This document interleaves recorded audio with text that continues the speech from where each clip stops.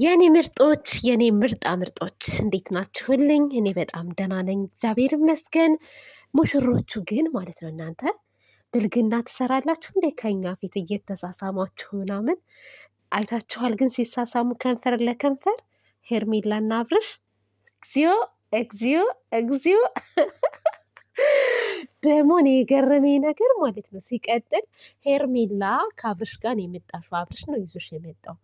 ደውዬለታለሁ እየመጣ ነው ምናምን የምትይው ነገር የእሱ ደግሞ ማስመሰል። ለምን እንደምታዋሹት እናንተ በዚህ ልክ? ውሸት ጥሩ ነው። አብራችሁ ነው ስትንኳተቱ የመጣችሁት። በዛ ላይ ደግሞ ማለት ነው ቆይ ግን ቆይ እኔ ጥያቄ አለኝ። ቀን ላይ ፎቶ ፖስት አድርጋችኋልና መኪናው ግን ተርፏል። እዛ መኪና ላይ ወጥታችሁ እየጨፈራችሁ ምናምን በእርግጥ ይሄ መኪና እኮ የአብርሽ ብቻ አይደለም እና የሩታም ንብረት ስለሆነ ክፍያ አለ እኮ ትካፈለዋለች እኮ። እና ባካችሁ እንዴ ከጥቅም ውጭ አታድርጉት መኪናውን። ከጥቅም ውጭ ከሆነ መኪናው ያው አገልግሎቱ ብዙም ስለማያገለግል ብሸጥ እንኳስ ብዙም ብር አያወጣም ማለት ነው። ስለዚህ የሰውም ንብረት ጭምር ስለሆነ እንደ ልባችሁ ባትዘሉበት መልካም ነው ብዬ አስባለሁ። ቀን ላይ ማን ነው አቤላ ሄዶ ነበረ ሩታ ጋር። እንደ አቤላ ግን አቃጣሪ፣ አስመሳይ፣ ሾካካ በዚህ ምድር ላይ ያለ ቤተሰብ ወይኔ አቤላ። ሩታ የምትናደድ መስሎት ዛሬ ፕሮግራም አላቸውና ይዤሽ ልሂድ ከፕሮግራሙ ላይ ታደሚ ምናምን ይላታል። ኮስተር ብላ ታዲያ ምን አገባኝ ራሴ ሄድ ነው ያለች እኮ ነው ወይስ አበባ ይዤላቸው ልሄድ ምን ይዤላቸው ልሄድ አለች። እሷ የምትናደድ መስሎክ ልታቃጥር ነው የመጣኸው አንተ። በጣም የምትገርመው ግን አንተ ምን አይነት ተንከሲስ ነህ? በቃ አሁን እኮ አብርሽ ራሱ ሄደ በቃ። እሷም የራሷን ህይወት ልትኖር ነው አይደለ? ኑሪ ብሏታል። አሁን እዛ ሄዳ አንተ እኔንም ደግሞ የሆነ ነገር ልታደርጊኝ እንዳሰብሽ ምናምን ደረሰኝ አብርሃምን እንዳደረግሽው ቅብር ምናምን በቀበቀ ወንድ አይደለህ እንዴ? የሚመጣብህን ነገር እኮ መጋፈጥ ትችላለህ። የሆነ የወንድ ወሬ አመላለሽ አጥሉን በጣም ነው የሚያስጠላው እንዴ። አቤላ ቆፍጠን በል። ሁሌ ሰዎች ትከሻ ላይ እንደተቀመጥክ አትኑር። በራስ ነገር እስኪ ተንቀሳቀስ። አሉባልታ ምናምን በዚህ ወጥ በዚህ ወር በጣም ነው የሚደብረው። አሁን እንደው አንተ ራስ ስታስበው ይች ልጅ እንደው ባትቆርጥ ኖሯል ይሄን ነገር ስትነግራት ቢያንስ ሊከፋት ይችላል፣ ልታዝን ትችላለች፣ የሆነ ነገር ልትሆን ትችላለች ብለህ ትንሽ ማሰብ እንኳስ ነበረብህ። እሷ ግን ምንም አልመሰላትም። ምንም ከጥፍሯ ቆሻሻ እየቆጠረቻችሁ አይደለም። በነገራችን ላይ ናቅን ያደረገቻችሁ ሁላችሁንም ንቃችኋለች። እኔ ሩታ በዚህ ልክ ትቆርጣለች ብዬ አስቤ አላቅም ነበርና ግን ጀግና ናት። ሴት ልጅ እንደዚህ ቁርጥ ማድረግ ነው ያለባት። የሚሆናትን እንጂ የማይሆናትን መንገድ መርጣ በእንቅፋት በድንጋይ መመታት የለባት።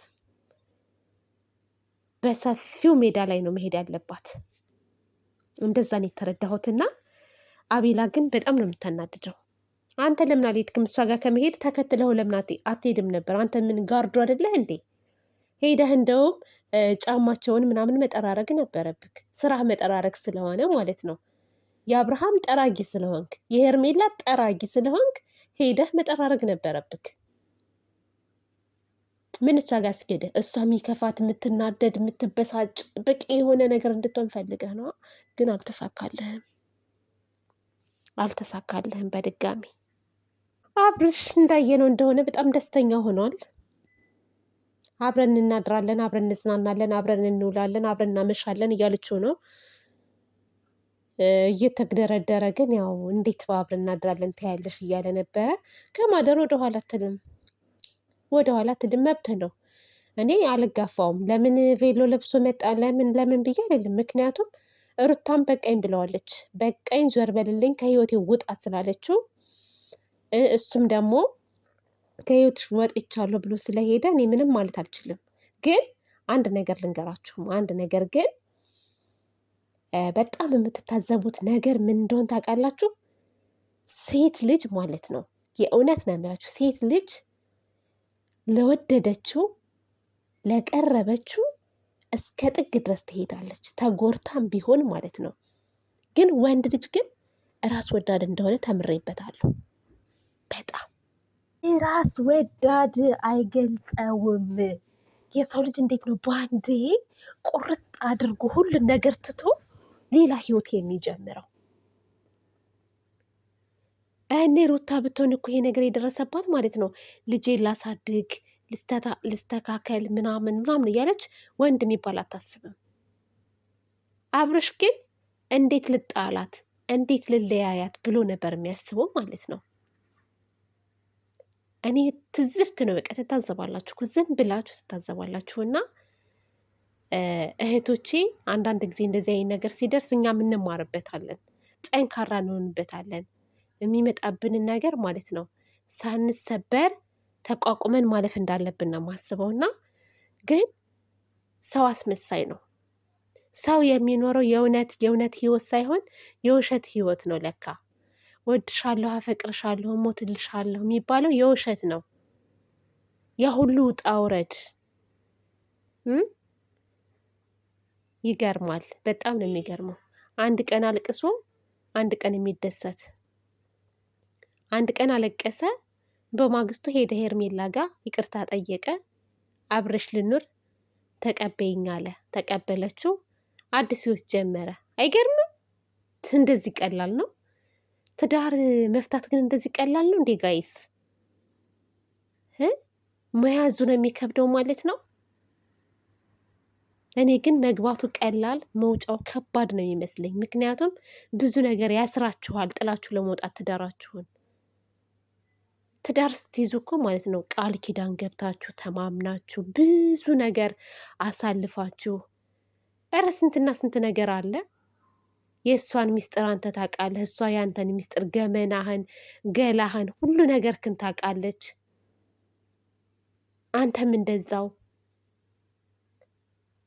እና በእርግጥ አሁን ላይ ከባድ ነው ቤተሰብ፣ በጣም ከባድ ነው አሁን ላይ ሰውን ማመን። ቀብሮ ነው ብላለች ጦጣና ዝንጀሮ እንደዛ ያለችው። እና ፈጣሪ የተባረከ እውነት እንደው በቤተሰቡ የተመረቀ ሰው ይስጠን እንጂ ማለት ነው። ከዛ ውጭ ግን ጊዜው ትንሽ ያስፈራል ማለት ነው። ያስፈራል። ተጠንቀቁ እህቶቼ፣ መጠንቀቅ ጥሩ ነው። ለማንኛውም ውዶቼ ማሮቼ ለነበረን ቆይታ ከልብ አመሰግናለሁ። በሌላ ቪዲዮ እስከምንገናኝ ድረስ መልካም ጊዜ ይሆንላችሁ። ለቤት አዲስ የሆናችሁ ላይክ፣ ሰብስክራይብ በማድረግ አበረታቱኝ። ባይ ባይ።